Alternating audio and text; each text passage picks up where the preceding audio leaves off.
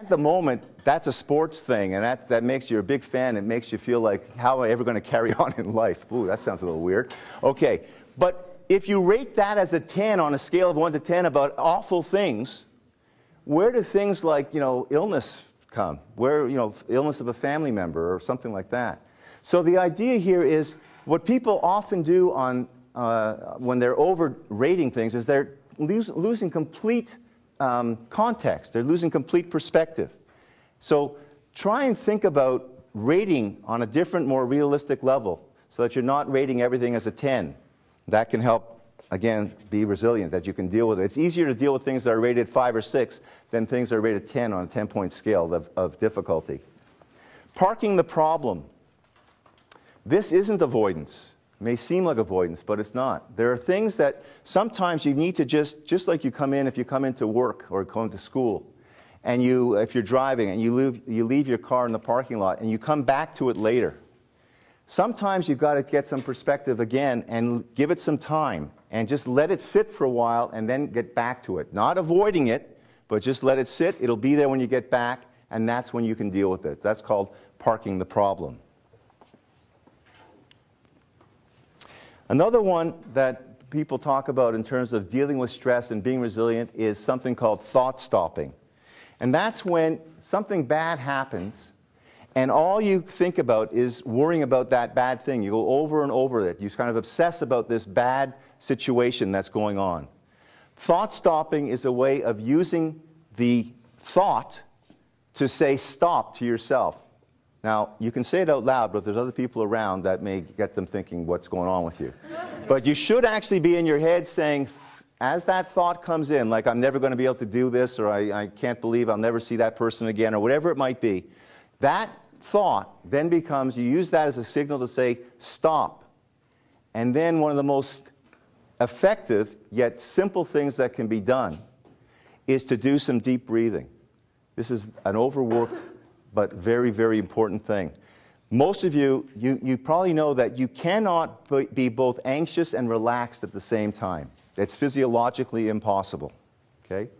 So the idea behind deep breathing is you take 4 deep breaths from the abdomen slowly over a minute. So about 10 to 15 seconds in and out, 4 deep breaths. And just doing that will calm you, at least temporarily, will calm you. So the idea with thought stopping is to use that to say stop, take some deep breaths, and replace the negative thought with a more positive thought. When I say, again, not denying that there's something bad happening, but instead of saying it's overwhelming, I can't do it, and all those kinds of messages, say to yourself, I can get through this, or whatever positive thought that you can substitute at that time. The other thing that I had up there is just implement some of those prevention strategies that we were talking about earlier. When something bad happens, go do some exercise, talk to friends, do whatever you need to do to help you be resilient. You can reframe, you've all heard, turn the crisis into a challenge or an opportunity. Again, it's another version of changing the thought about how you're reacting to that particularly troublesome event. Try to see another perspective. Put it into context. Again, I know that the Canadians will play yet another game next year, so I'm going to be okay. In case any of you were worried about me, I'm going to be okay. And the last thing here that I want to talk about is there are some things you just have to accept and adjust to. There are some things that just you have to accept and adjust to. If it means there's an illness that's not curable, if it means that it's growing old, if it means there's some kind of relationship that's changed that can't be changed, sometimes you just have to accept what's happened and try to move on and acknowledge that that's happening. Now, in terms of laughter, there is actually the science of laughter is something called gelotology. Yeah, believe it or not. There is a science, if you look it up, that is an actual word, gelotology. And really, it's looking at laughter as a therapeutic way of helping people be resilient. So laughter and humor, again, doesn't deny that something bad is happening, but it helps us any of you get through that, get through difficult things with laughter? Yes, once in a while? Okay. Oh. Tell us more about that. Okay. Okay. Okay. So, this is always very, very risky. One way to deal with the burden of life is accept that some days you're the pigeon and some days you're the statue. Okay, well, sometimes it falls flat on its face. Okay. It's not mine. I got that. Somebody sent me an email. I don't know. It's not mine. Okay. Now, we've talked about a number of things about perspective and so on. I want to show you this video clip that is an example of something we've been talking about. Every so often, the collective consciousness of our entire nation, from coast to coast to coast, is captured by a single solitary event. Unfortunately, it is often a terrible tragedy that brings us together. Last week in Canada, such a terrible tragedy occurred, a catastrophe that will affect the country for decades to come. There was snow on the streets of Toronto. Snow in Toronto. We're not making this up. I remember it just like it was last week. I opened the door and looked out, and there it was. It was everywhere. I'm sorry. This is hard. When I saw my Lexus in the driveway, it was covered. You could not see in, you could not see out. It finally hit home. Toronto had been a target. We had been hit by snow. But what about the residents? How did they cope? Many didn't, but many defeated the odds, and they rose to the occasion. I couldn't think of myself. There was no time. I thought of my child and how she needed to get to Montessori. And I reached out with my hand and my isotoner glove, and I pushed the snow off the windshield. And I just got in the car. After that, I blacked out. For many, it was just too much. I always thought that this was the type of thing that happened to other people. But when I saw the snow, I started screaming, "Where's the army? Where's the police? Why me? Why now? Why Toronto?" And when it was over, the horrifying numbers came in. 20 centimeters of snow on the streets of Toronto. Snow in Toronto. A CBC National special report.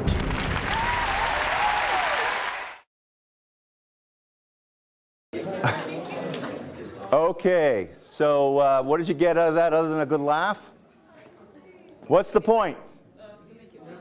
How you think about the event, right? How you see the event. I mean, obviously this was supposed to, any of you dealing with resilience, I want you to get a little laughter. So that you feel better? Yeah, okay. But the event is not the situation, it's not the important thing, it's the thought and belief about the event, okay? So that's, of course, Rick Mercer and his crowd. Okay. Now, on a more serious note, Viktor Frankl was an existential philosopher and a psychiatrist, and his story is an incredible story because he believed that everything can be taken from an individual except the last of human freedoms, the ability to choose one's own attitude in any given set of circumstances. This is an incredible story because those of you who don't know about Viktor Frankl, he wrote this book, and I strongly recommend you read it if you're interested, called Man's Search for Meaning. He wrote it in 1963, published in 1963.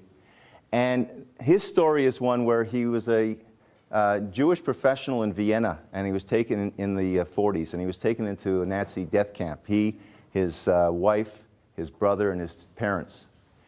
And the wife, brother, and parents were all killed in the death camp. He was the only one that survived.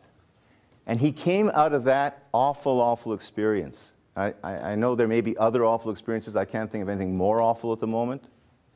And he still felt, as strongly as ever, in fact, that even in the worst of circumstances, you can't always control the circumstance, but what you can control is your reaction to the circumstance, your attitude in that circumstance. It's another way of saying what I've been trying to say to you as we began this session. How you think about events, how you choose to react about events, difficult events, that is what will determine how resilient you can be in those situations. Not the event, but your reaction to the event. And if that requires getting some support from others, that's great. But that's what's so important, and that's what I hope you'll remember from this session. There are a couple of other things that I just wanted to leave you with. This is from Muhammad Ali. Inside of a ring or out, ain't nothing wrong with going down. It's staying down that's wrong, is what Ali said. Anyway, so you also know the story that he has Parkinson's disease, right? And what's amazing to me about Ali is not the three-time heavyweight champion and sportsman of the century and all that stuff. I mean, of course, that's amazing. But it's the work he's done since he's been retired and had Parkinson's disease. If any of you are interested, I don't have time today to go into all the stuff he's done, but you want to talk about resilience? This guy's been unbelievable. The work he's done, humanitarian causes, peace, all kinds of things. Charities he's set up. I think he still travels some 200 days a year on charity-type events. So talk about resilience, being hit with this Parkinson's disease and all that means. And then another one, everybody know Christopher Reeve? Yes, okay. So he wrote, "We can either watch life from the sidelines or actively participate. Either we let self-doubt and feelings of inadequacy prevent us from realizing our potential, or embrace the fact that when we turn our attention away from ourselves, our potential is limitless." So you know his story too, right? Fell from a horse. He was paralyzed from the neck down. So what he's done again, he died in, I think, 2004, but he did tremendous work for spinal cord injuries and research and so on. Again, the resilience of people who were at the top of their game physically, and then all of a sudden disaster hit, and they could have just packed it in, but didn't. Again, it's how they thought about what occurred to them. They didn't let it immobilize them. I just want to read you, I didn't have room on there, so I want to read you something that Reeve wrote in his book before he died. This is after he was, very soon after he fell from this, he had this accident and became paralyzed. After considering his situation, believing that not only would he never walk again, but that he might never move a body part again, Reeve considered suicide. He mouthed to Dana, who was his wife, "Maybe we should let me go."